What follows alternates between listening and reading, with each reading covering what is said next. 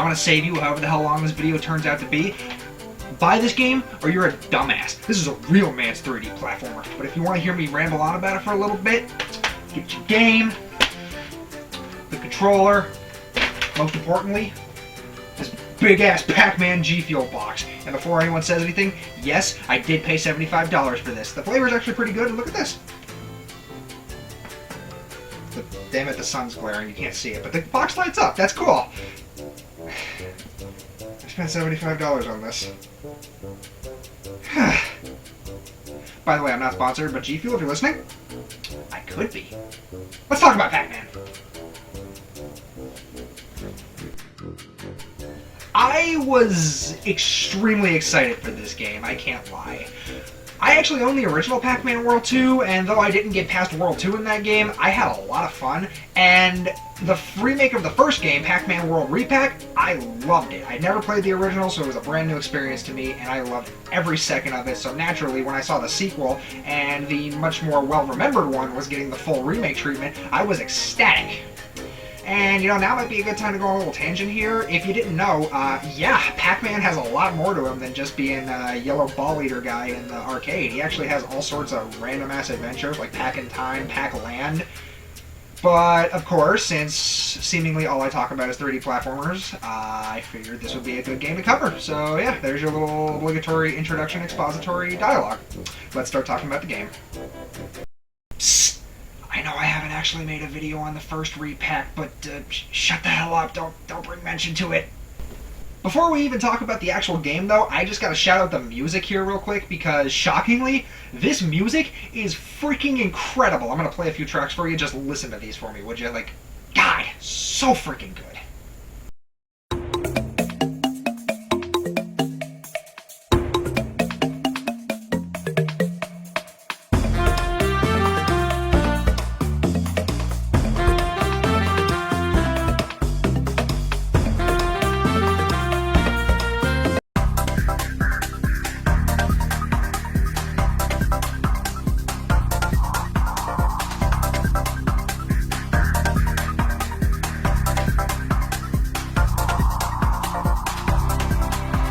The game opens with the iconic four bozos, Blinky, Inky, Pinky, and the orange one, coming to Pac Village in the middle of the night to steal the golden fruit, which inadvertently releases an evil ghost sealed within the tree.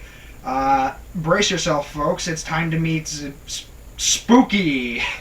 I'm gonna be honest, this part cracked me up. Like, you got this big, menacing, and honestly kind of badass-sounding ghost in terms of voice direction, and his name's just Spooky?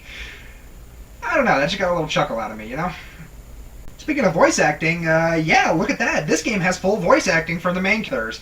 All the actors do an amazing job, and on top of that, they got the original voice actor for Pac-Man, who started off in Pac-Man World 3, to come back for the remake of 2, and he did a great job in 3, and he does an even better job here. He does a great job of portraying Pac-Man as just guy.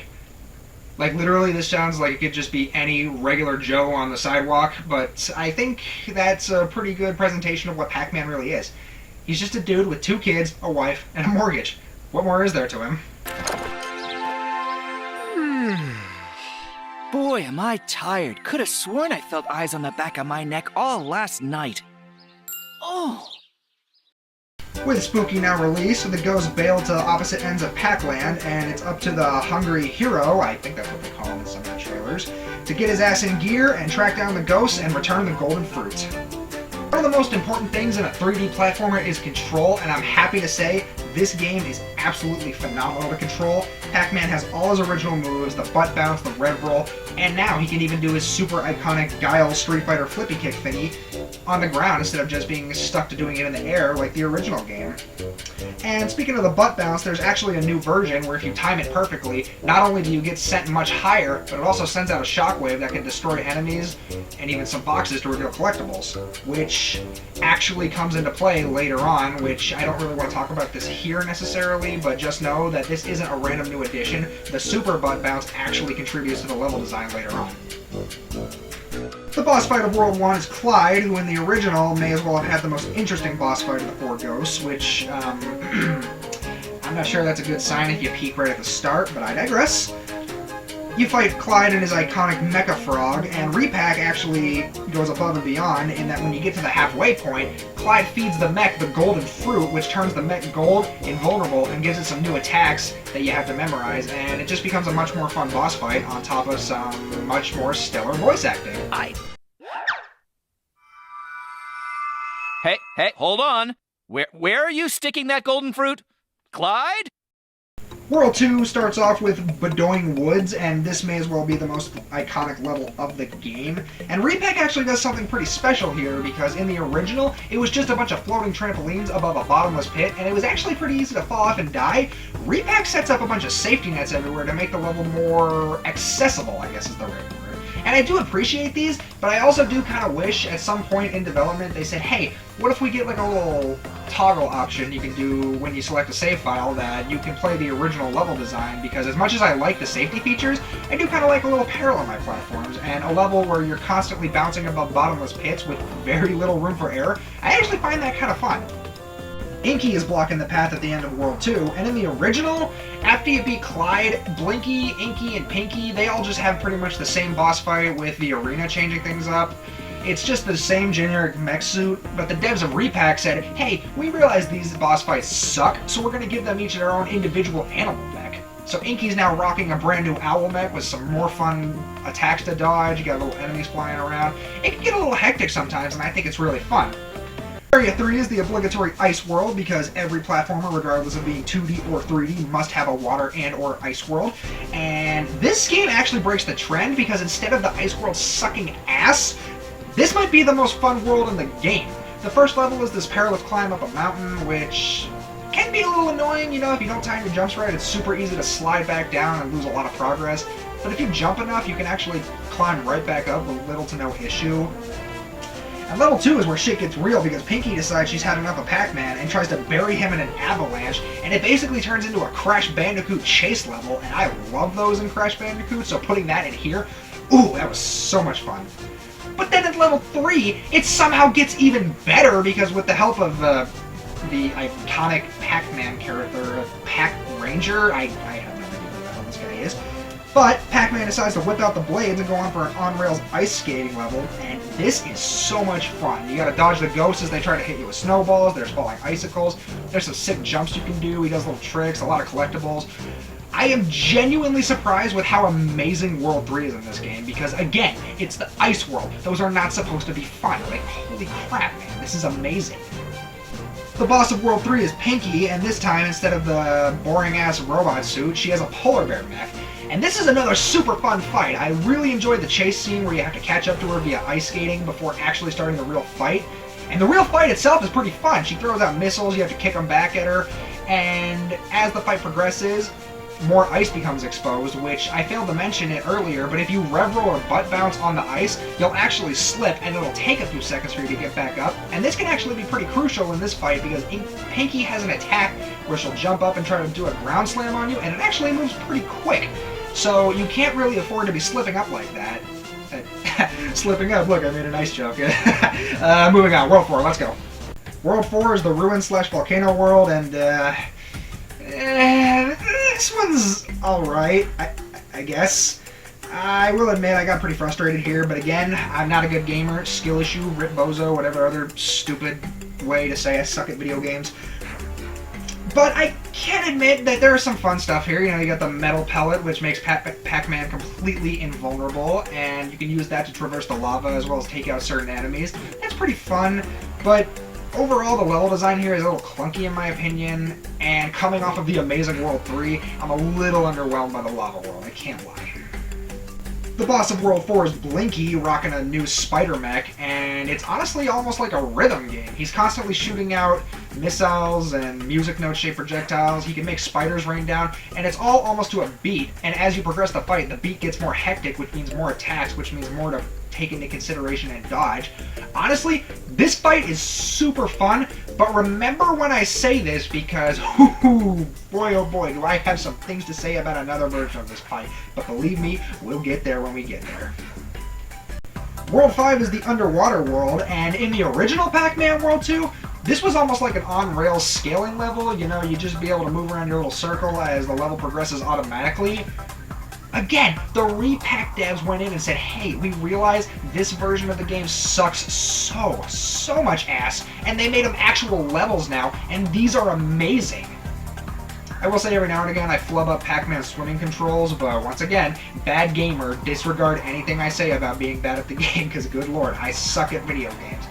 But these levels are super cool. You've got the one where you introduce the whole swimming controls, and then the second level is full of giant sharks that can actually insta-kill you. And this is super fun. I am genuinely blown away with how much they improved the water world. Like, good lord. World 5 ends with Professor Pac showing up here. Somehow he beat us out to the middle of the ocean. But he gives old Yellow Ball Muncher Man a little battle submarine in order to challenge the ghosts in this big, giant Pac whale submarine battle mech thing. And this fight is awesome. It's basically an on-rail shooter, and you can pick up all sorts of different weapons like lasers, giant missiles, homing missiles. It's all super fun as you destroy smaller ghost subs and slowly chip away at the Pac whale. And it goes a step beyond, because when you beat the original boss, it basically pulls a Kirby Superstar and inhales you inside the machine to destroy it from within, where you have to dodge lasers and wait for the weak point to be exposed. This is yet another really good boss fight. I am amazed because the boss fights have all been amazing so far. But again, just remember when I said this, because oh god, we're gonna get there. Whoa, guys, check it out! World 6 is Ghost Island! Apparently the same Ghost Island from the first Pac-Man world. You can tell because there's zero references here. Yeah, I gotta be honest, World 6 kind of peaks with the first level. But the first level is another badass on-rail skating level. This time Pac-Man whips out some roller skates, and you got some fun platforming, you can wall jump, and Pac-Man even decides to one-up Sonic by getting some rail grinding in, so eat your heart out, Blue Hedgehog. Yellow Ball Muncher Man is outperforming you. But then the second level, it's this weird, annoying maze level, which makes sense, it's Pac-Man, there's gotta be a maze. But you're just constantly running back and forth between certain buttons to flip parts of the maze in order to make it through, and it's just kind of cumbersome, it's not too fun. And then level 3 is the technical boss fight of World 6, Wormwood, the evil tree that works with Spooky, and apparently the brother of the golden fruit tree from Pac Village. I didn't know trees had brothers, but whatever. And this is basically a platforming gauntlet to make your way to Wormwood in order to defeat it. And I will admit, the platforming gauntlet is pretty fun, but the fight against Wormwood, the ghosts are just too far spaced out from each other. It's just kind of annoying. But with that, after vanquishing the evil tree and committing some environmentalism damage, Pac-Man has to book it back to Pac Village in order to finally put a stop to Spooky. And now we come to the final boss against Spooky, and once again, outside of Wormwood, but I don't even think he really counts as a boss, he doesn't have his own health bar. Outside of Wormwood, this fight, oh my god, this is another amazing boss fight, and it's super fun and challenging because Spooky has all sorts of insane attacks like spawning lightning that flies all over the battlefield super fast, so you're constantly having to rev roll and jump out of the way. It's amazing. And then he does his little meteor attack with homing meteors.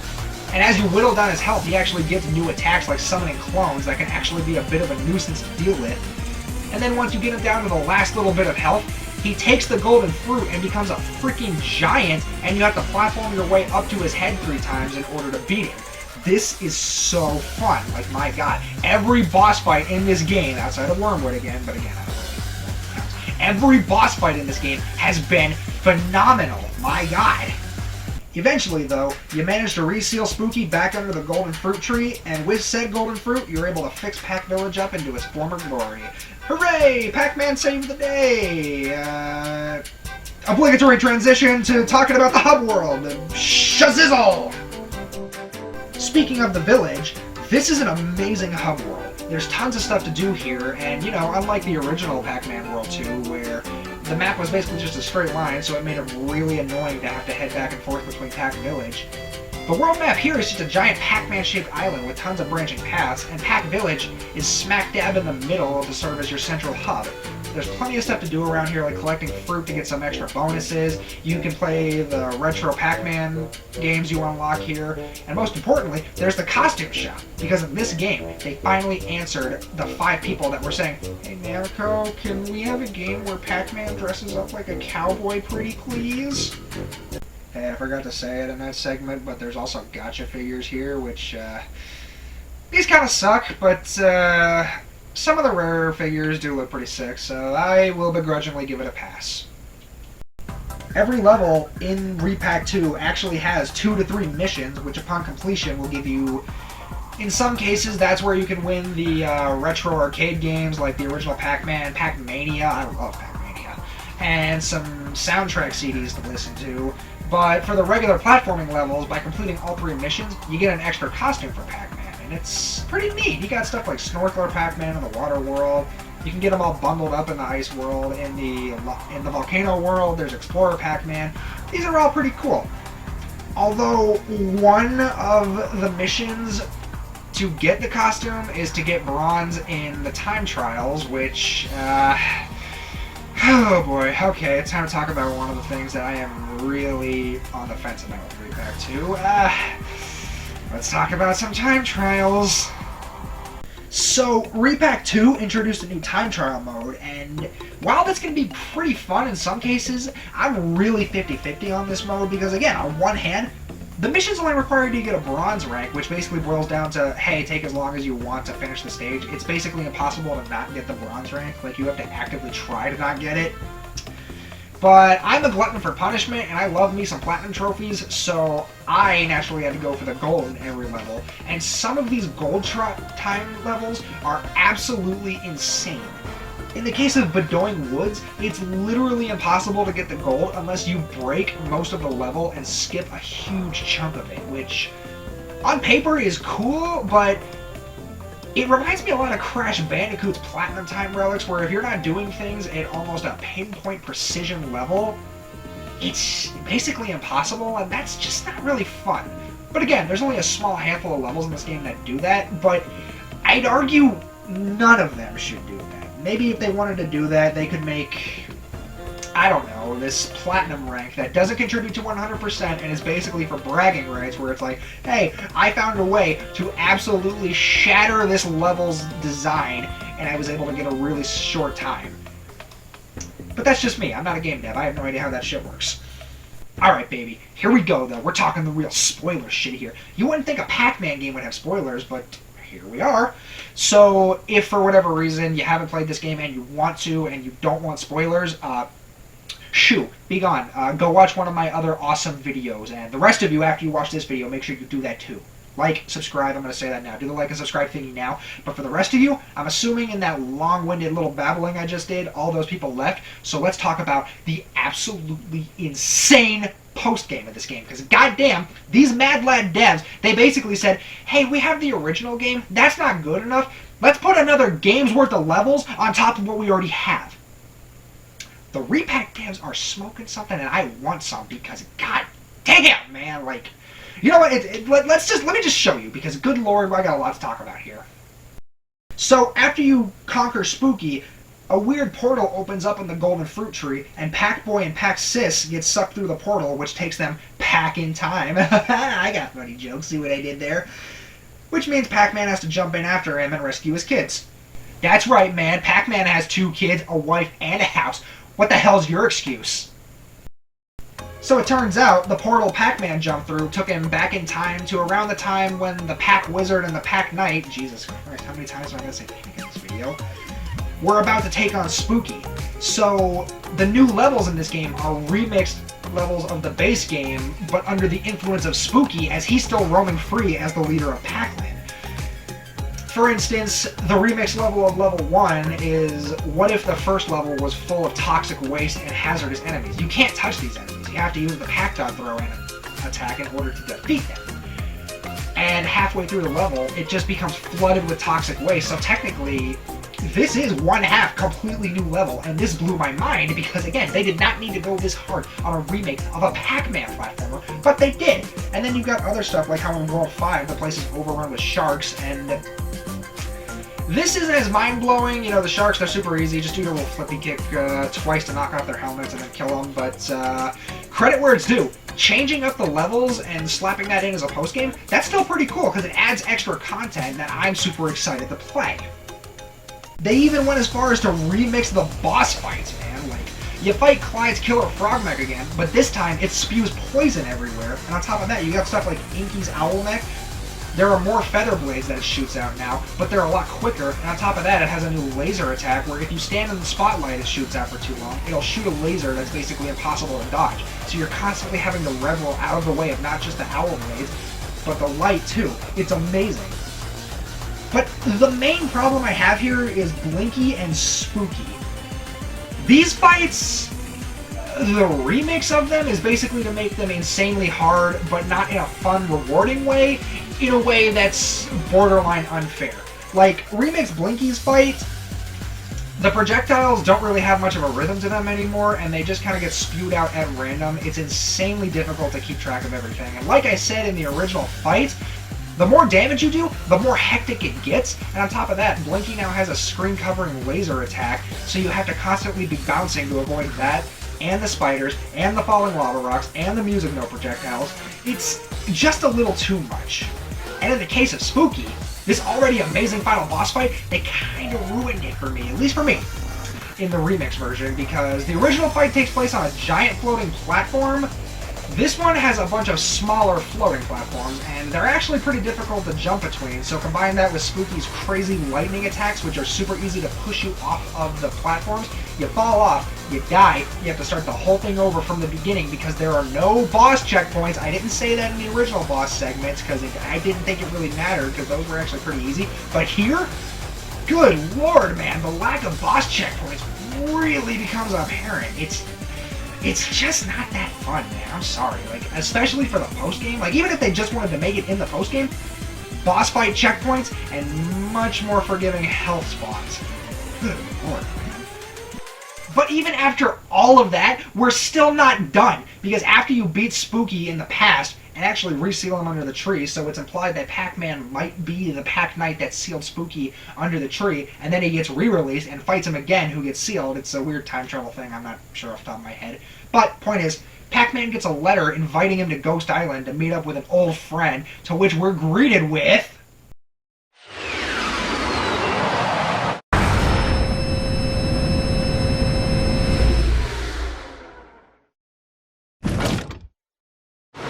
You broke the last straw, Pac-Man! Put up your dukes! I'll tear you to bits right here, right now!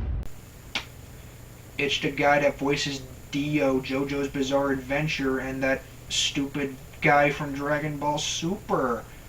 Wow. Yeah, on top of everything else, they brought back Talkman for a brand new boss fight. And this fight is pretty fun at first. You know, he's got his little finger guns, he's got his ground pound attack, and after you whittle down his health the first time, he picks up this big-ass bazooka thing and starts shooting missiles everywhere. And this is still pretty fun, but my issue here comes with the third phase where he gets the giant laser axe thingy. The attacks are really fast, and they're pretty hard to dodge. And they also have insane knockback, which can push you off of the arena and have to start the whole fight over because there's no boss checkpoints. But yeah, other than that, the boss fight is pretty good. And it turns out Talkman's going on this little temper tantrum because apparently Pac-Man didn't invite him to his birthday party from the end of the first Pac-Man world. But through some clever exposition and flashbacking, it turns out Talkman accidentally used his invite as a TP, which... Are we gonna act like Talkman is his own character now, away from Orson, the ghost that was controlling him in the first Pac-Man world? I mean... Orson is here, he's in World 2 as a reference in like a gacha figure and even a costume for Pac-Man, but I don't know, it's a little weird, and it might muddle the chances for a Pac-Man World 3 repack, but I'll admit, I like Talkman. As his own character, I'd be okay with it. I'd be okay with this. Just give us Talkman or something, I don't know, that'd be cool. Whew, good lord, man, that was a lot. I can easily recommend this game to anyone who's on the fence about it. If you're watching this video and you've been thinking, oh, man, I really want to play Pac-Man World 2 Repack, but I'm not sure, buy it. Because again, like I said at the beginning, buy this game or you're being a dumbass. And there's even the fact that they sent out surveys being like, hey, would you be interested in a repack of Pac-Man World 3? Or even a new entry in the Pac-Man World series? We could get Pac-Man World 3 repack and then a proper Pac-Man World 4. The pack might actually be back, guys, and that's just really insane. If they want to remake Pac-Man World 3, I'm pretty sure that was like the weird beat 'em up where he talks and I think he goes to hell, which it's a little weird, but if this is anything to go off of, they'll knock it out of the park. Though I'm a little curious what else they could do for this game. Maybe a certain collab? I don't know. My genuine reaction to seeing Pac-Man and Sonic team up for 2 DLC packs is as follows.